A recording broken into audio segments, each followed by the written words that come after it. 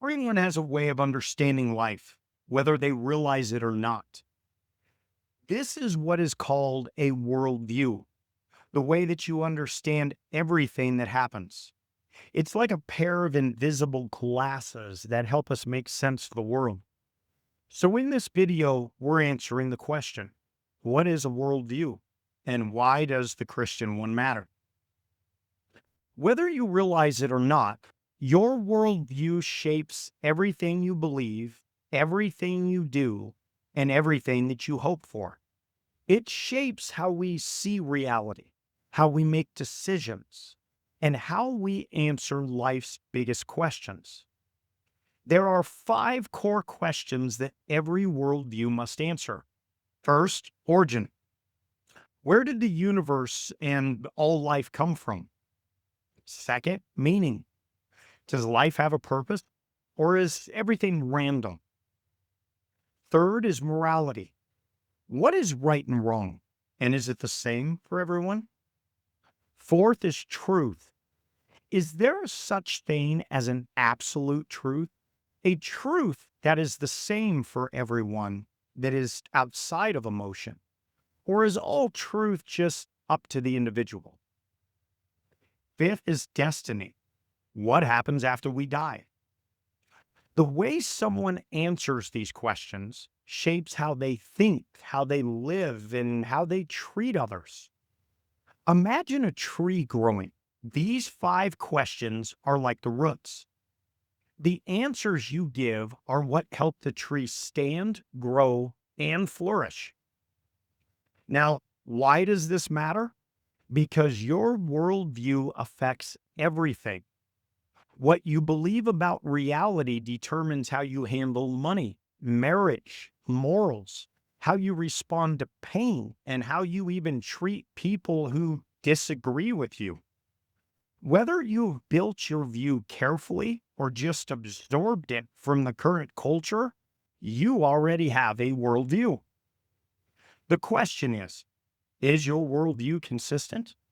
Or does it change depending on the circumstances? Can your view actually be lived out consistently throughout your life? So let's take a real example here. Let's walk through how the Christian worldview answers these five big questions. First, origin. Where did we come from? Christians believe we're not an accident. We were created by a personal God who designed the universe with purpose. Genesis 1:1 says, "In the beginning, God created the heavens and earth." So, according to Christianity, life didn't just come from nothing or from chance. It came from someone, a creator. Second, meaning. What's the purpose of life? If God made you on purpose, then your life has purpose. You're not just existing, you're a part of something bigger. Jeremiah 29:11 says, "For I know the plans I have for you," declares the Lord. That means your life isn't random. It's meaningful because God is involved. Third, morality. What is right and wrong? Christianity teaches that right and wrong aren't just opinions. They come from God's character, which never changes. Isaiah 5:20 warns, "Woe to those who call evil good and good evil." God doesn't just give us rules, He is the standard of goodness. Malachi 3:6 says, "I, the Lord, do not change." So morality doesn't change to match the latest society trend or someone's personal feelings. It's rooted in God's unchanging nature. Fourth is truth. Is there such a thing as truth that is the same for everyone? Christianity says yes. Truth exists, and it's not just a personal preference. Jesus said in John 14:6, "I am the way, the truth, and the life." So according to the Christian worldview, Truth is grounded in God. It's not something we create, it's something we discover. 5 is destiny. What happens after we die? Christians believe this life isn't all there is. Hebrews 9:27 says, people are destined to die once, and after that, to face judgment. That means your choices matter. Your life has eternal significance. But now let's pause and let's see how this Christian worldview would actually play out.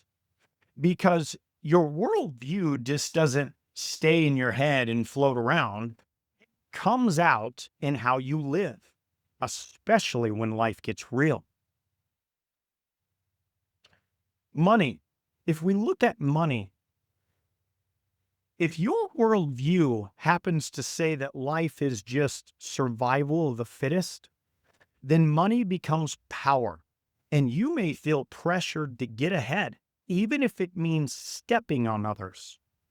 But if your worldview says God is your provider and his people are made in his image, then generosity, honesty, and contentment start to matter, even when it costs something. Jesus said in Matthew 6:24, no one can serve two masters.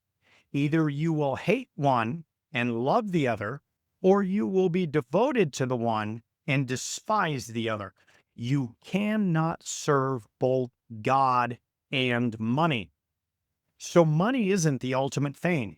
It is a tool, and how you use it reveals what you truly value. Now, love and relationships. If your worldview says love is just a feeling or a chemical reaction, then when the feeling fades or things get hard, it's easy just to walk away. But if your worldview says love is a choice, a reflection of God's character, then love becomes more than an emotion.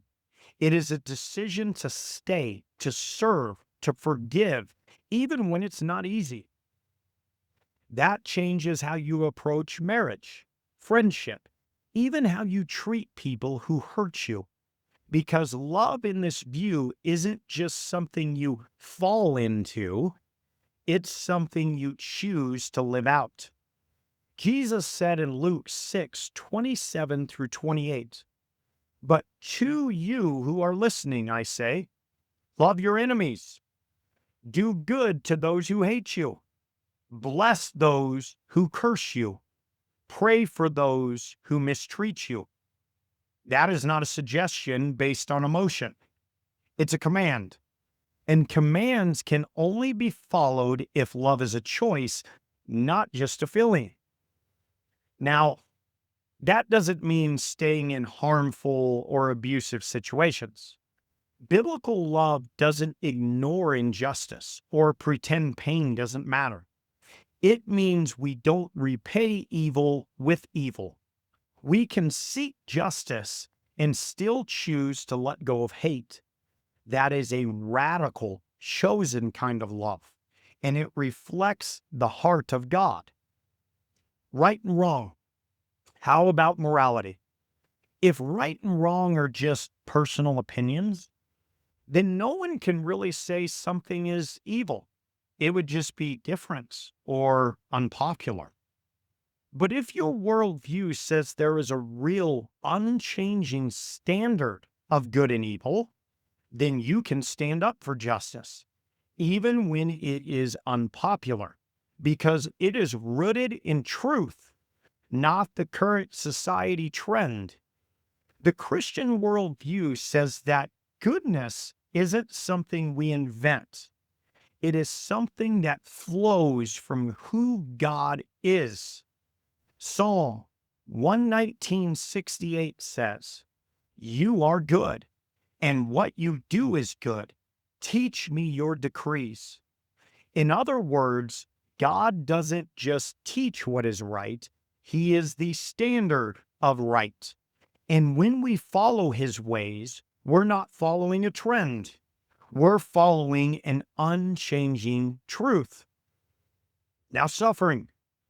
In suffering, If life is random, pain feels pointless.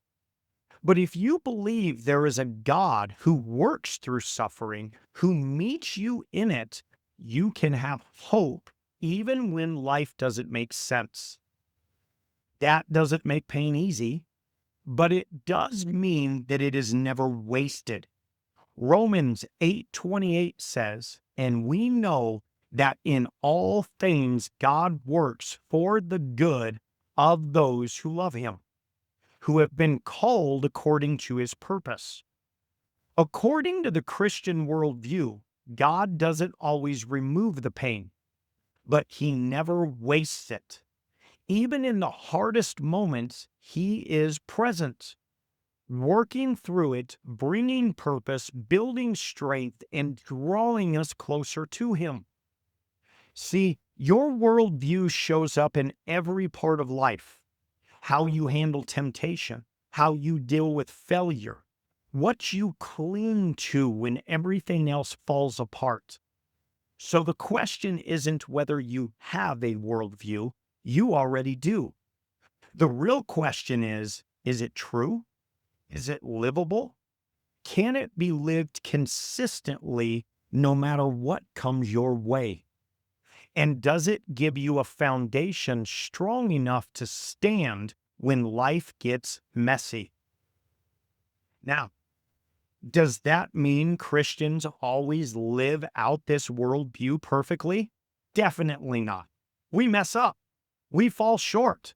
We don't always live like we believe. But here's the difference. The Christian worldview doesn't fall apart when we do. Gives us a way to correct our course. When we lose our way, we're not left guessing what's true. God's truth doesn't change.